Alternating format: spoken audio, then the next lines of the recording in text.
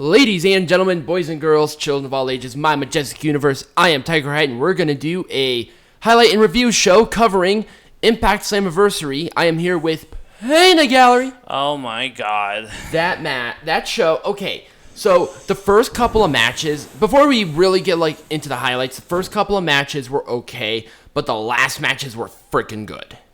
Yeah. And that seemed like the theme of this entire show. Also, the production was horrible. Oh my god. We'll get into it once we get to those parts. So, our first match. If I can get my shit together. Hang on. Okay. Willie Mack, TJP, Jake Christ, and Trey. This was just a match because they needed people, I guess. Yes, because they needed to waste some time. This announcer. So this was the first inkling of how fucking terrible this announcer is. I don't know who this is, but they need to not. I mean, he sounded like he was in swim trunks, a t-shirt, and he was wearing flip-flops, and he had a solo cup of an assorted college-age beer. I mean, fucking that Pabst is Blue, right. Pabst Blue Ribbon or something. Or Coors Light or whatever. So, all right, let's go through some highlights. There was a moonsault by Willie Mack. Oh, also, I don't know why they kept calling him Willie? It was weird. It's you got to keep the Willie up. I'm like, sure, I guess. Sure. Right. TJP with a really cool Indian Deathlock, and then they did this sequence. It was a Indian Deathlock, neckbreaker, DDT, knee bar spot, which I thought was kind of cool. Right.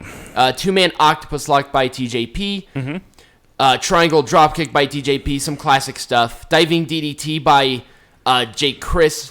Luckily, they know how to wrestle on nothing, so Willie Mack did not die because he landed right outside of the little padding that they had. Well, I mean, he's a Willie, so we'll just roll with it. You didn't want to break the Willie. No, you don't want to break the Willie. Modified 619 by Trey. Corkscrew. I mean, I never did. In my notes, I literally said corkscrew thing. So I guess it was a corkscrew thing. It was cool. I wanted to promo it, but I guess I just wasn't bothered to actually know what it was called. Oh, I see. A surfboard double foot stomp with a pin in between. So Jay Chris was sandwiched. I thought that was kind of neat. A decent shoulder tackle by Willie Mack or Willie. Power slam into the corner. Jake Christ hit a Death Valley driver on TJP to break up a move. And then inverted Saito suplex on Trey. And finally a frog splash by Willie Mack for the win. It was just a spot fest match. Yeah. It was for what it was supposed to be an opening match, I liked it. Yeah. I mean, if this was in the middle of the card, I'd be pissed. But this is just to get the crowd excited about the show. Right. So I'm like, whatever. No harm done to any of these guys. The win was useless, but nobody was buried in this match. Right. Everyone looked good. Right. They go into this match, which I thought was kind of weird. It was already changed up, so we did the prediction before the show, so it counted. The Rascals, the North, as the defending tag team champions, and LAX. Yeah. So, I don't know why this announcer, I even put this in my notes, the announcer fucked up again, saying, making his way to the ring as two people were coming out. Yes. So I guess this guy does not know plurals from singulars. No, of course not. LAX kicked North out of the ring, but the Rascals just continue to attack them. I don't know why the North was added to this match. I thought it was just weird. Yeah, it was kind of weird. Double suicide dive on the North. Whoa. Hold on. Okay, there we go. I clicked on the thing really fast. Sorry, my bad. We're just doing this off the cuff. I'm not going to edit this shit out. I'm too lazy. Okay. Wheelbarrow thing by LAX to Dez. I thought that was kind of a cool thing. It was like a face buster. Yeah. Neat. Roll through cutter. A blue thunder bomb into an anchor lock. An anchor lock. Yeah. Into an ankle lock by Josh Alexander. Jeez, I had my last tequila an hour ago. Yeah. Page protected Alexander, but it didn't really end super well for them at all. But it was good tag team wrestling at least. Enzuigiri double foot stomp combo by the Rascals. Double face buster, but Page just threw Wentz on top of them just carelessly. He just yeet him up, yeah, basically. Super flip thing and a senton for a 2. Elevated cannonball by LAX.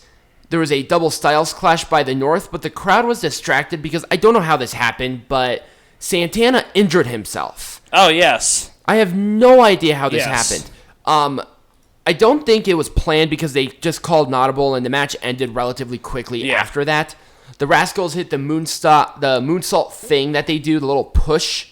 Right. But Paige stopped that, and the North broke it up. One retained the belt. There was everybody out there. Even the Rascals went over there, so that's why I don't think that this was a planned injury or anything. Right. It was kind of weird. Maybe that's why they put the North in this tag team title match, so it's not as dangerous for Ortiz. Maybe he went into this match injured. You never know. Yeah. There was a Callahan promo before. I guess they made this a main event at this point, but Sami Callahan is super awesome at these backstage. Yeah. It was really cool. All right, so now it's the... Fuck. This match really pissed me off in many ways. Killer Kross and Eddie Edwards in a First Blood match. Oh, my God. Ooh, this match was interesting.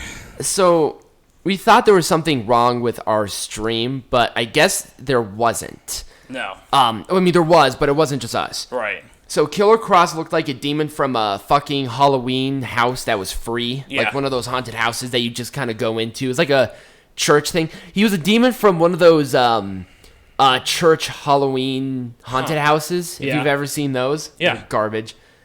But instead of scary things, they talk about Jesus. Suicide dive by Edwards. Big chops by Edwards to Killer Kross. A double choke bomb on the apron, which was really brutal. Belly-to-belly throw by Killer Kross. There was a German suplex by Edwards. Chair shot to the face of Edwards. There was a really sloppy gun wrench slam that Killer Kross did. He didn't want to throw him across because he would have landed on the floor. So he kind of carefully dropped him onto the chairs, and it looked awful. Yeah, it looked it really didn't look bad. very good. So this was a point in time when the stream did they cut to the promos instead of the show. Right. Now, I thought that it was us, so I refreshed the stream. It was still doing it. I'm like, what's going on? Going on to Twitter, it wasn't just us. Yeah. Everyone had this problem. They just in the middle of this match, someone just fucked up. They pressed a button and somehow they ended up playing promo packages. It's like, what? I was disappointed. Yeah, I mean, anyway, that's Impact Wrestling for you, right? I mean, just prepare to be disappointed, right? There was a Boston Knee Party. As soon as they came back, Boston Knee Party almost immediately. Jeez. I'm fucking up as much as Josh Matthews Oh my was. God. So Josh Matthews was fucking... No,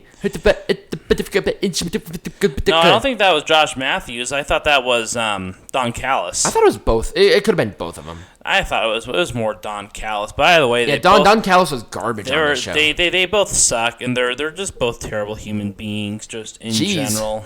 I was going to say they were bad announcers. Cross jacket, but Eddie Edwards rolled out of the ring. There was a Tiger Driver on the floor. Did not look fun for Killer Kross. Ooh. Boston Knee Party to the back of the head. Another Boston Knee Party to the face. And Eddie Edwards broke Kenny number 2 and then used the shards of Kenny right in the face of Killer Kross. Yeah, that was kind of weird. For Eddie Edwards to win. I thought that, obviously he was cut the hard way. Right. It wasn't anything outside of that, but it was just weird. Yeah.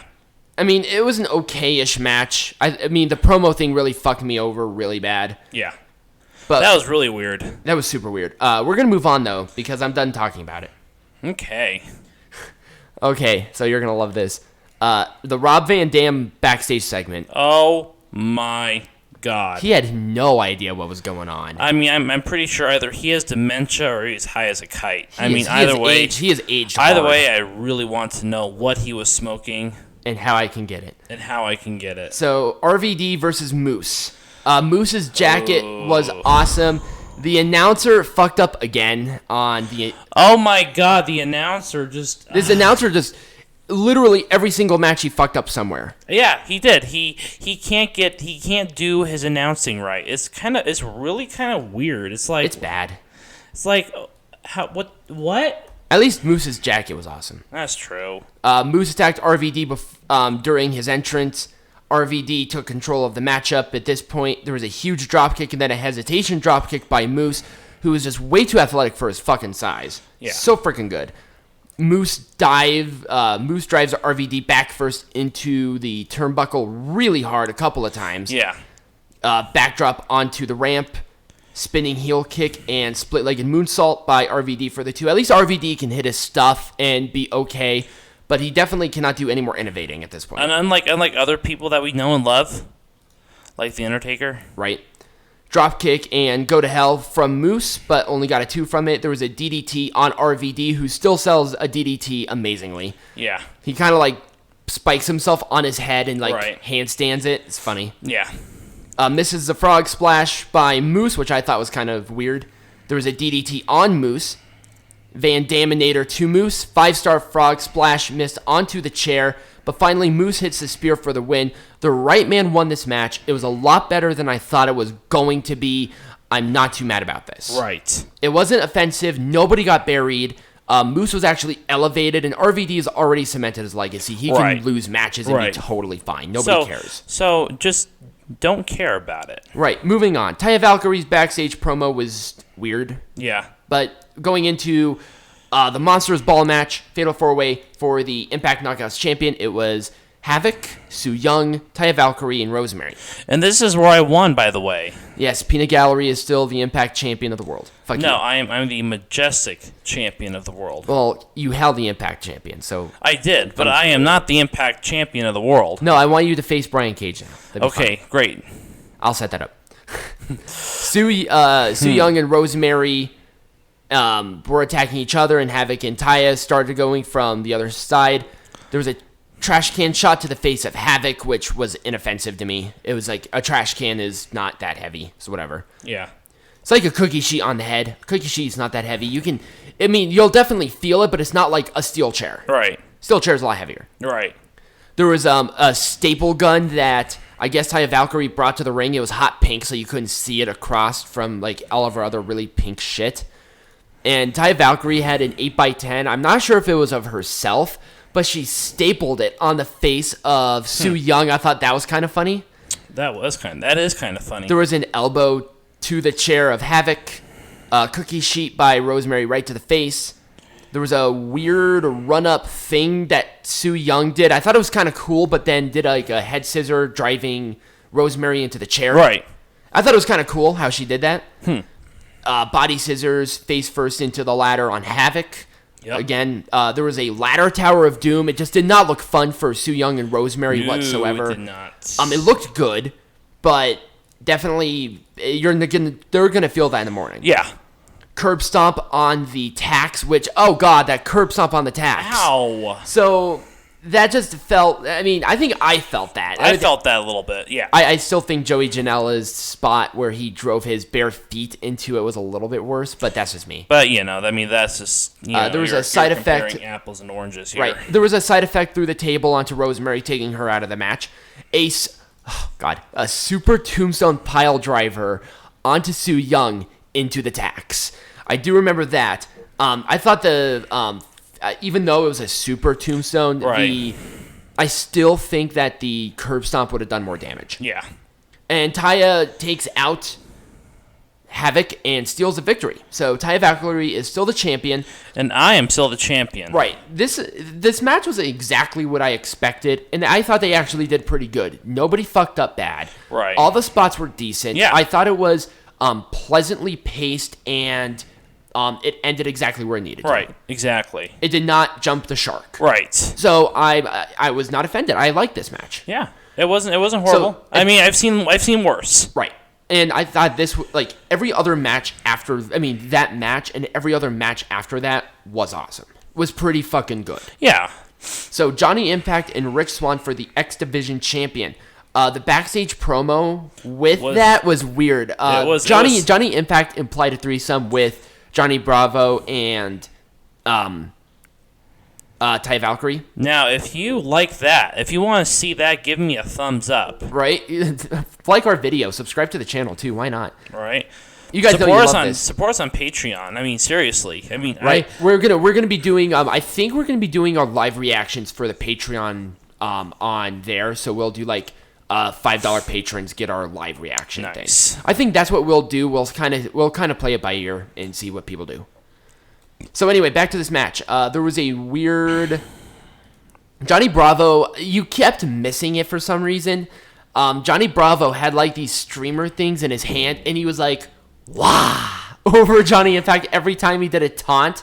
But Johnny Impact kept getting caught up into them. I'm like, it just doesn't work, right? Right. It was really. I thought it was funny, but I'm like, oh, for God's sake. There was a great feeling out process between these two. I will say that these two are probably the premier athletes in this promotion. Oh yeah.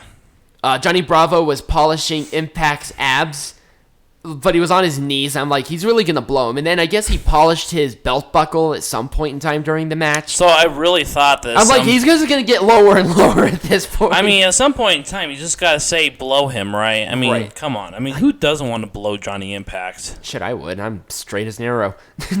Wheelbarrow arm drag, and then Impact hit arm drag of his own, like with that feeling out process after shining up shit and kissing ass and sucking dick. There was a slap right to the face of Rich Swann where Johnny Impact took advantage of that. There was a great corkscrew plancha thing by Rich Swann to go out of the ring. A cool transition into the Johnny's Edge for a 2. I guess now that's what Johnny Impact is calling a modified Razor's Edge, which is fine. There was a... Swann did a cool... He did some other cool things, but I wasn't paying attention to this match at all. I can't remember what I was doing. I think I was like... washing my hair or something. Oh, okay. You were here. You were supposed to do this for me. What do I pay you for? You don't pay me at all. Christ. He is true on that. I don't pay him. Spanish fly off the ropes, and then he does another one. That was actually a cool move by Impact. Bravo was taken out with a plancha. Just did not look like it. Swann hit him right on the top of the head with his foot. I'm like, oh... have you ever gotten hit on the top of your head? Well, I don't plan on getting hit on the top of my head, but if I do, I'll let you know how it feels. Well, I have. It jars, like, your entire body all the way down your toes. It just feels weird. There was a great cutter countered into the flying chuck. A Starship Pain for a 2, which I thought was weird. There was a great combo of shots by Rich Swann and then hitting a cutter. Then he hit another cutter, and then a Phoenix Splash for the win. Swann retained. At this point in time, this was the match of the show. Yes. This match was really good. I wasn't surprised that they were going to pull off a really good match. Yeah. But the next match did a fuck lot better, because these guys are much bigger. For the Impact World Champion, Brian Cage versus Michael Elgin. They started off by just beating the shit out of each other. Two brutes beating the shit out of each other. That's what we want to see in our wrestling. Running uppercut, a jumping kick, and then a German suplex by Brian Cage. Right. Over the top plancha by Cage. Back first into the turnbuckle for Elgin to get back into it, and the back was a point of contention for this match because that was the entire promo of it. Right. Back first into the barricade, which just looked like a barrel of monkeys. Backdrop onto the apron. A twisting senton dive missed by Elgin, which I thought was really cool. Yeah. Even though Elgin is a bastard, but he still can pull off some cool athletic shit. Right. Tornado DDT by Brian Cage. And then a 619 and a facebuster by Brian Cage, because apparently Brian Cage is Rey Mysterio. That's fine. We'll just roll with it. Right. Another facebuster for a 2. Headbutt and clothesline by Elgin to get back into the match.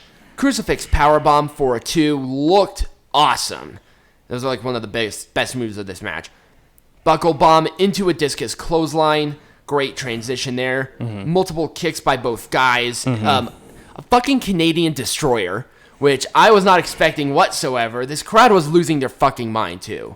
Well, because people are like, hey, Canadian destroyer. Hey, Canada. Hey, Petey Williams. Two gigantic guys doing it instead of Petey Williams. Powerbomb and F5 by Brian Cage for a 2.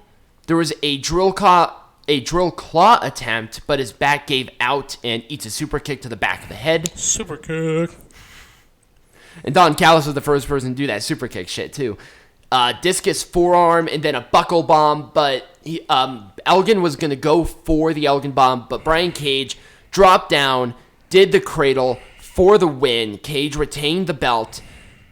Callis got attacked, and I don't know why they did this. This was stupid. So Callis was getting attacked in the ring by Michael Elgin because they're still promoting that, right? Right. Since Don Callis is actually like one of the main producers of the show. Right.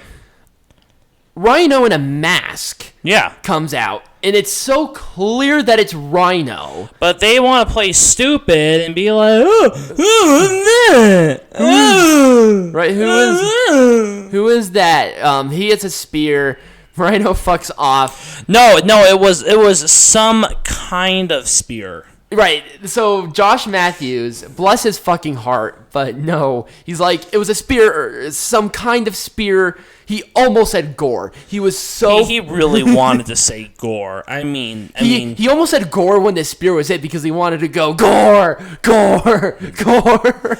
And I really wanted it because you know that, like, in the heart of hearts, he gets wet whenever he says gore.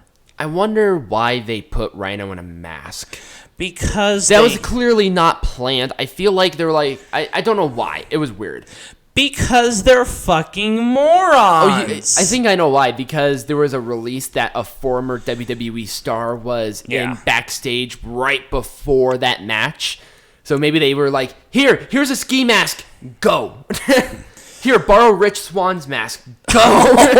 Wow. Subtle racism aside. Sami Callihan and Tessa Blanchard was the main event. After this, I was confused on why this match was the main event, but after this match was done, I'm not surprised that this was the main event. It was not a bad match. It was a really good match. And I hate saying that about intergender matches because... I don't know. I guess I'm a purist like that. Right. But there are physical differences between men and women, and I'm not going to sit here and be a feminist or I'm not anything, but there are physical differences inherently between men and women.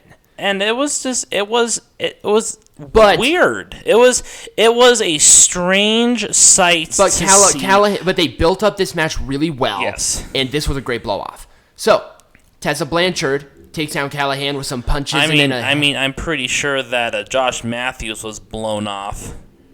Remember, he literally like finished after. He had no voice at the end. Oh God, no, he did not. So there was a great springboard dropkick by Blanchard, 2 suicide dives by Blanchard.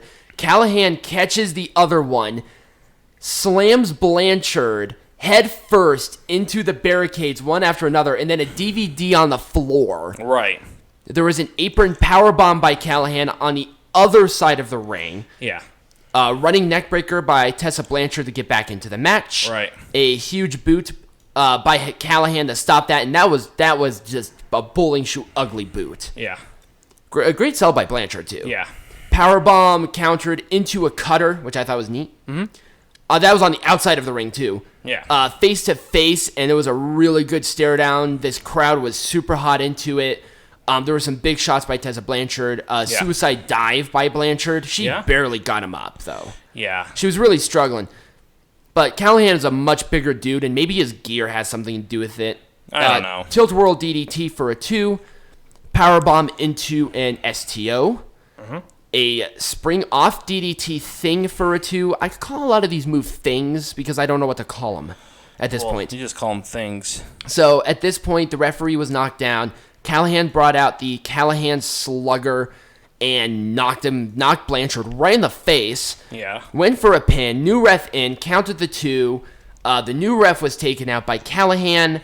Low blow by Blanchard. And then Blanchard grabbed her own bat. Smacked Callahan in the ribs. Hit the Magnum for a 2.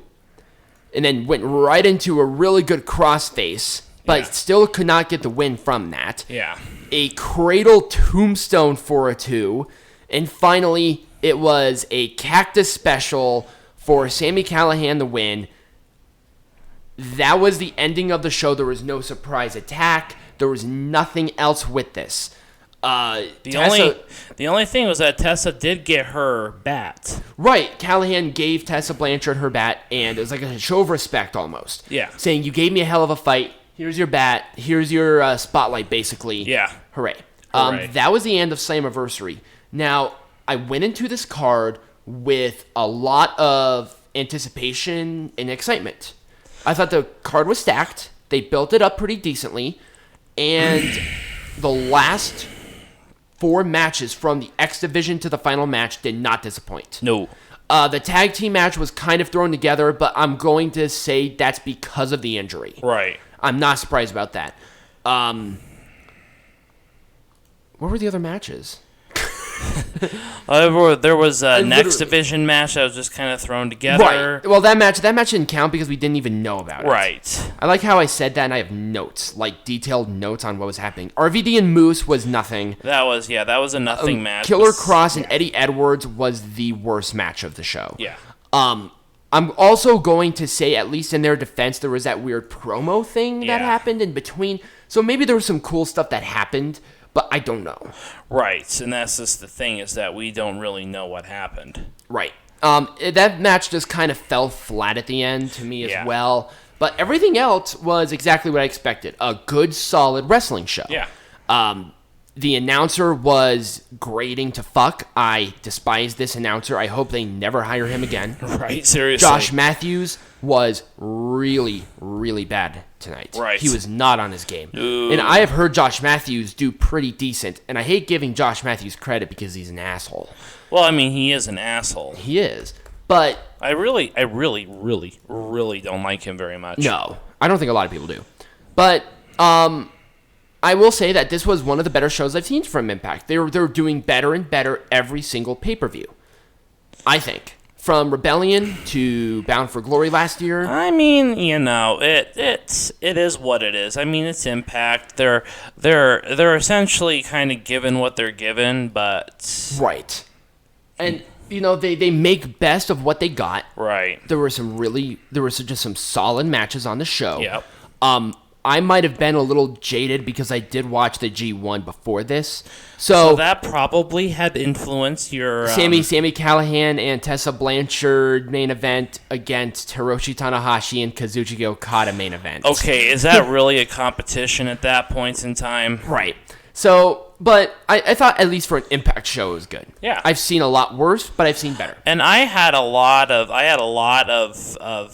I don't know, it was just kind of weird vibes about an intergender match, especially one that ended up being the main event. I didn't expect that, but based on what I saw, I thought it was pretty fucking good. Don't do intergender matches a ton. Right. But if you do a good, solid build-up to it, yeah, and make the woman seem like a credible threat towards the person, which Tessa was. Yeah, Tessa, they made her into kind of a credible threat. Right. So I think that's why it worked for me, and that's why I was not as and they put it up against the correct group of characters. Right. Sami Callahan is a super despised heel, just a disgusting human being, but that's his character. Right. Tessa Blanchard, the second-generation star, got a ton of respect from Gail Kim. There wasn't really anybody else that they could have put in this position. Right. I think. At least in this point. If Taya was maybe still a face, they could do it with her, but they couldn't do it with like Rosemary or Havoc or anybody else. Right. I mean, it would just be too strange. And there was that Fatal 4-Way women's match that you forgot to mention too. I did mention it. Oh. The Monsters Ball match. The Monsters Balls. Yeah, I did that match, you weirdo. We did that I know, but it was one of those things where you forgot about that match even happening. Right. Well, because it was like... It was a meh.